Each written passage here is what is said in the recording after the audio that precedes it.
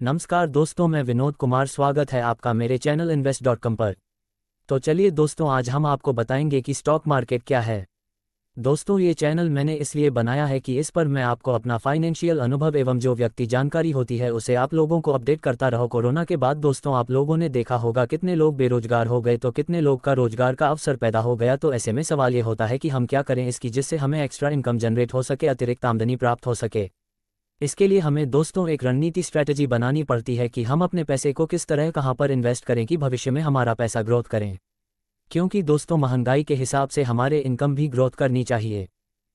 तो ऐसे में दोस्तों अगर हम कोई बड़ा बिजनेस स्टार्ट नहीं कर सकते, हमारे पास इतनी पूंजी नहीं है, तो उसे स्टॉक मार्केट आपको मौका देता है कि आप कम पैसे में भी, कम कैपिटल में भी किसी कंपनी में शेयर होल्डर बन सकते हैं।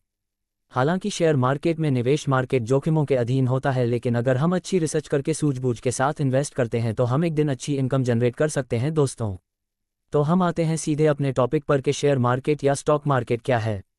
दोस्तों, स्टॉक मार्केट वो जगह है जहां पर हम किसी कंपनी का शेयर खरीद के उसमें अपनी हिस्सेदारी पक्की कर सकते हैं।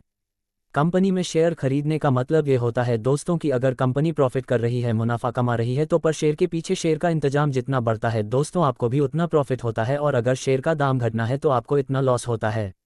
इसको आप जब चाहे अपनी इच्छा के अनुसार बेच कर सकते हैं या खरीद सकते हैं। अब हमारे दिमाग में सबसे पहला सवाल ही आता है कि हम stock market, mutual fund, SIP में इन्वेस्ट कैसे करें। दोस्तों, जिस तरह से सभी बैंकों को reserve bank of India handle करता है, इंश्योरेंस डिपार्टमेंट को आईआरडीआई हैंडल करती है, ठीक उसी तरह से स्टॉक मार्केट या कह सकते हैं सिक्योरिटी मार्केट को सेबी हैंडल करती है। सेबी का मतलब दोस्तों security and exchange board of India. अब जब एक्सचेंज बोर्ड की बात आती है दोस्तों, तो दो एक्सचेंज बोर्ड है हमारे इंडिया में। पहले एनसीसी नेशनल स्टॉक एक्सचेंज और दूसरा बीएसई बॉम्बे स्टॉक एक्सचेंज।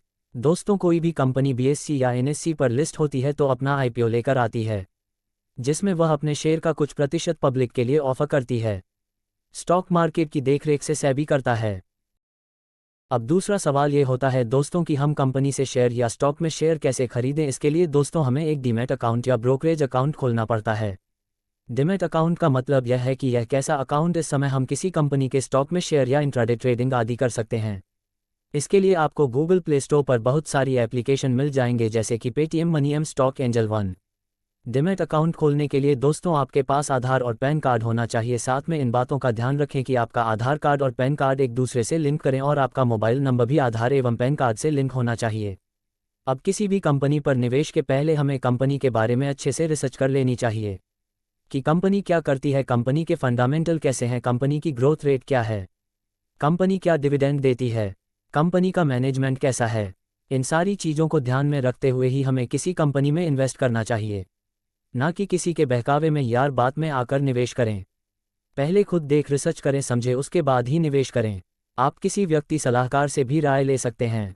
सारा पैसा एक ही स्टॉक में इन्वेस्ट करने से बचे और अपने पैसों को अलग अलग सेक्टर में निवेश करें, जैसे medical sector, automobile sector, petroleum.